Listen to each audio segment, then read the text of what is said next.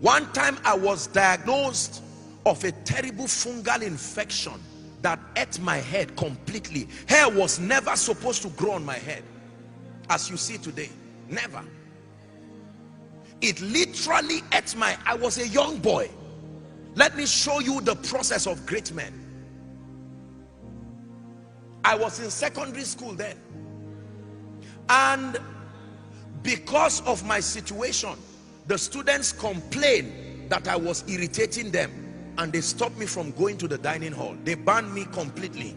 So every time others were going to go and eat, they would keep me back. I would have to beg someone and give him my plate and say, please don't forget to get food for me.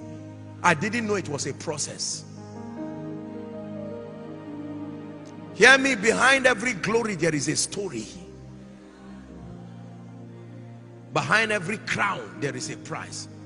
That was why it was that experience that started bringing me to know the Holy Spirit, because I didn't have a friend. Who would be my friend? Who wanted trouble on his head? So when I was left alone, I said, since men rejected me, Spirit of the living God, will you also leave me?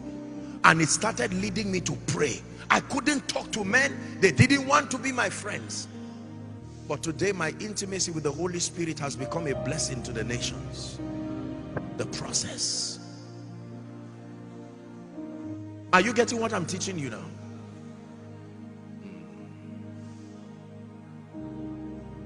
Very serious situation there. No matter how early I came for the assembly, I had a permanent seat at the back. Even if I was the first to come, I would have to go and sit down.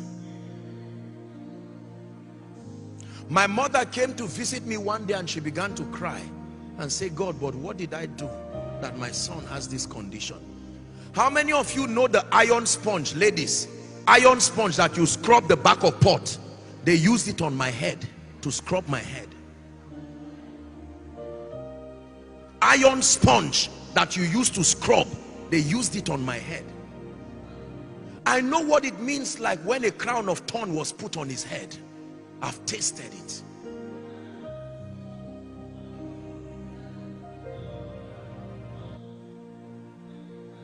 They took me to a lab and cultured my head and took the sample. They created some drugs and some lotions for me. The law of process. I didn't know that one day the Lord will mandate me to be ministering to a generation, but it was a price I was going through. God will usually not tell you where you are going. You just continue to move, and sometimes it looks like you are not moving. The students ran away from me.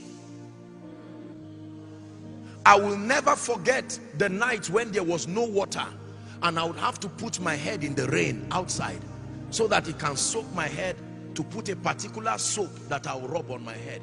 Now I stand before the God of heaven and I tell you the truth. The day God will heal me from this, we went for a wedding and I forgot my drugs. If I forgot it for one day, it will show. I knew I was in trouble. I knew I was finished. I slept that night and I had a very strange encounter. I woke up by morning and over 70% of the wounds had disappeared supernaturally. I said, what is this? How do you become a miracle worker and believe in miracles when your life is not a miracle itself?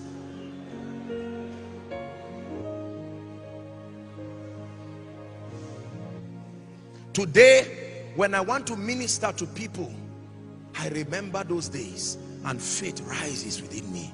Yes, God is able. Are we together? Our first crusade, the whole people in the crusade ground were not more than 50. After laboring and fasting, dry fast, all kinds of fast, you prepare and you stand there, and they were old people and they were all sick. You know, these village people around where I come from, they were so sick. So when I said it's time to pray for the sick, I was thinking just 1 or 2 people. I saw, and you know, old people, if they are not healed, they will say they are not healed. It will not be a young man who will say, okay, I will pity you. There were all sorts of people. I said, God, you have to show up here. Otherwise, know what to do with us. Then I began to see the miracles of God. Now, I'm sharing this with you because you are in a phase right now. You are praying, oh God, let this phase leave me. The answer is not for it to leave you. Lord, grace to continue my track record, because that track record will qualify you for the throne you are being called into. Listen, I did not start ministry just preaching. I shared it with somewhere. In 1994, I used to play keyboard for the prison ministry that ministered to Obasanjo. This man standing before you, I played the keyboard for part of the prison ministry that used to go and minister in the prison where President Obasanjo was. It's a track record. Nobody ever told me thank you. The only thing they gave me was 1 bottle of Fanta and 1 cassette at that time. One time, sir, I was invited for a meeting. I fasted 3 days for that meeting. Listen, when I was done with that meeting, the meeting was not very far from where I lived, and it was raining heavily. I said, Lord, but your people need to hear the word. No car, no nothing, nobody knew me, no nothing. I said, Lord, if I must be wet for souls to be saved, let that happen. I got up. I didn't even have an umbrella. I entered that rain like that. I was praying in tongues, heavy rain. I said, Lord, this is for your glory. This is not for any fame. While I was in that rain, heaven was watching. It's like an exam. Now, when I got to the church I was going to minister, do you know what? There was no seat prepared for me. They had to say I should wait somewhere near the zinc. And then they now shifted a few people and said, okay, there's a seat, come and sit down. I was so wet there. They acted drama, they joked, they acted poems, and then they now said, man of God, sorry, our time is gone. You just have 10 minutes. Can you just find a way of squeezing everything into it? I said, no problem. It was a test of love. It was a test of love. It was a test of love. Can you still love under pressure? I finished in 10 minutes, and then I came out. And I remembered I was trying to look for a bike to just take me home because I was so drenched and wet. And the man just shook me and said, it's all right, you will hear from me. May God bless you. I said, okay. He was thinking I was expecting something. I didn't even know that they used to bless people after preaching. It was from the depth of my heart. A track record. A track record. I remember one time there was a group of men of God together. We were going to minister, and the time was limited. It was a vigil, but later they canceled it, and they wanted to cause trouble among us because everybody now wanted to preach. I said, do you know what? I relinquish everything. They said, no, you can't do this. You are the major speaker. I said, no, please, you people should preach. I will stay behind. When it's time to pray for the sick, I will come and join you. It's with all pleasure. They said, no, that way we will not preach. So I said, no, please.